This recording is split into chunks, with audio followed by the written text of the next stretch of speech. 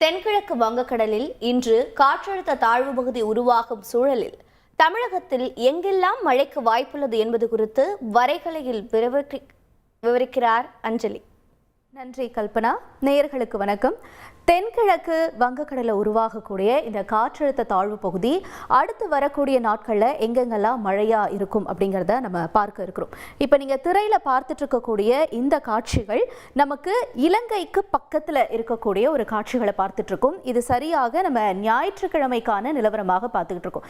ஏன்னா இன்னைக்கு தான் இந்த காற்றழுத்த தாழ்வு பகுதி உருவாகும் அப்படிங்கிற சூழல் இருக்கிறதுனால நாளைக்கான நிலவரத்துக்கான ஒரு தகவலை பார்க்கலாம். ஏன்னா இன்று படிப்படியாக இந்த மழை தொடங்கி அதற்கு அடுத்தபடியாக இலங்கையில இந்த மழை என்பது தொடங்கக்கூடிய ஒரு காட்சிகளாக இருக்கு. இந்த காற்றழுத்த தாழ்வு பகுதியினால இலங்கையில திருகோணமலை, அம்பாறை உள்ளிட்ட இடங்கள்ல மழை தொடங்குவதற்கான வாய்ப்புகள், தொடர்ந்து தம்புள்ளை, கண்டி உள்ளிட்ட இடங்கள்ல இந்த மழை என்பது தீவிரமாகும்.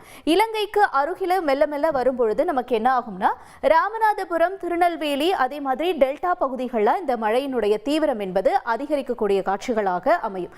நமக்கு ஒரு ஞாயிற்றுக்கிழமை வரைக்கும் லேசான மழைக்கான வாய்ப்புகளாகத்தான் இருக்கும் என்று பார்க்கப்படுகிறது.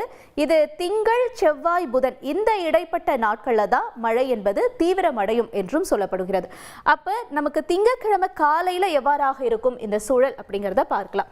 இப்ப திரையில பார்த்துட்டு இருக்கக்கூடிய இந்த காட்சி, இந்த காற்றழுத்த தாழ்வு பகுதி மெல்ல மெல்ல நகர்ந்து நமக்கு இலங்கை அருகில வரும் பொழுது எங்கெங்கெல்லாம் மழை இருக்கும் பாருங்க.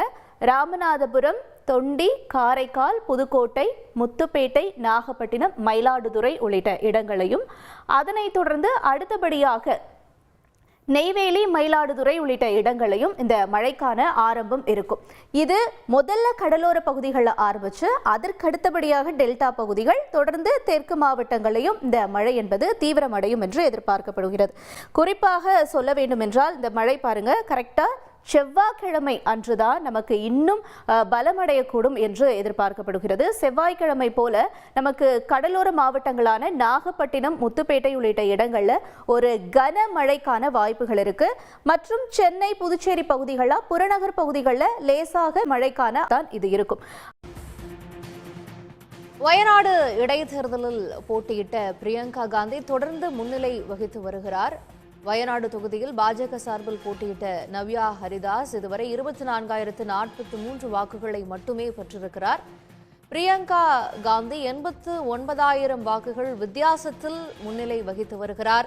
வயநாடு மக்களவை தொகுதி இடைத்தேர்தலில் போட்டியிட்ட பிரியங்கா காந்தி அதிகமான வாக்கு வித்தியாசத்தில் தற்போது வரை முன்னிலை பெற்று வருகிறார். இதுவரை எண்ணப்பட்ட முடிவுகளின்படி பிரியங்கா காந்தி 1,32,543 வாக்குகளை பெற்றிருக்கிறார். கம்யூனிஸ்ட் வேட்பாளர் சத்யன் மோகரி 43,352 வாக்குகளை மட்டுமே பெற்றிருக்கிறார். அதேபோல பாஜக சார்பில் போட்டியிட்ட நவ்யா ஹரிதாஸ் இதுவரை 24,043 வாக்குகளை மட்டுமே பெற்றிருக்கக்கூடிய நிலையில் பிரியங்கா காந்தி 89,000 வாக்குகள் வித்தியாசத்தில் முன்னிலை பெற்று வருகிறார்.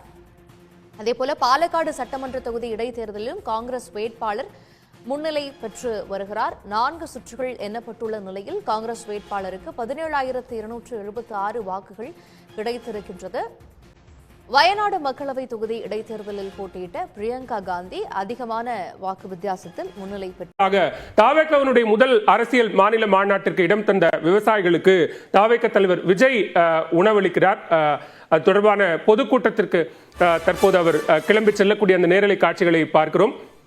தாவேக்காவினுடைய முதல் அரசியல் மாநாடு விக்கிரவாண்டி அடுத்த வீசாலை பகுதியில் நடைபெற்றது. அந்த மாநாட்டிற்காக இடம் கொடுத்த விவசாயிகளுக்கு தற்போது விருந்தளிக்கிறார் தாவேக்கா தலைவர் விஜய். கூடுதல் விவரங்களோடு இணைகிறார் சிறப்பு செய்தியாளர் செந்தில் ராஜா. செந்தில், விவரங்கள்.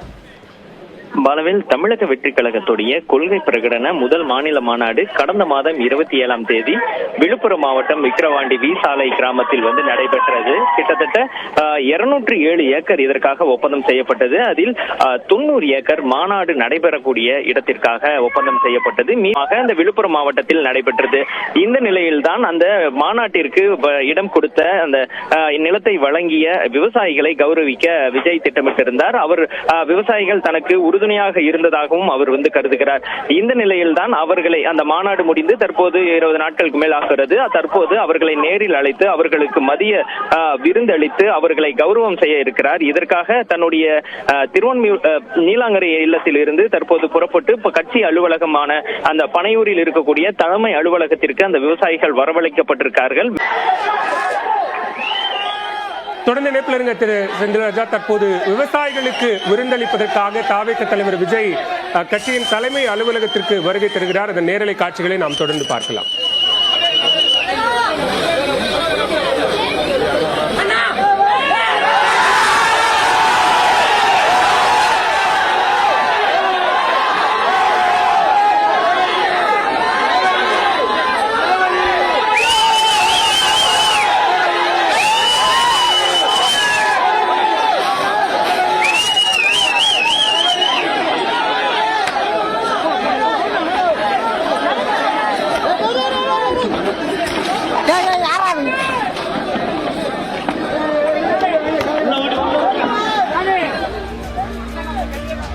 தமிழக வெற்றிக் கழகத்தின் முதல் அரசியல் மாநில மாநாட்டிற்கு நிலம் தந்த விவசாயிகளுக்கும் அவர்கள் குடும்பத்தினருக்கும் தற்போது தாவேக தலைவர் விஜய் விருந்து வழங்கி சிறப்பிக்கிறார். அதற்காக தற்போது தாவேகவினுடைய தலைமை அலுவலகத்திற்கு அவர் வருகை தந்திருக்கிறார்.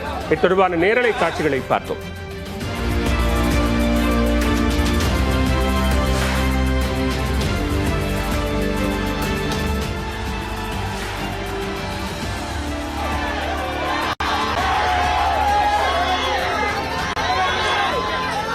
செந்தில், தற்போது விவசாயிகளுக்கான இந்த விருந்து நிகழ்ச்சியில யார் யாரெல்லாம் பங்கேற்றிருக்கிறார்கள், விவரங்களை பதிவு செய்யலாம்.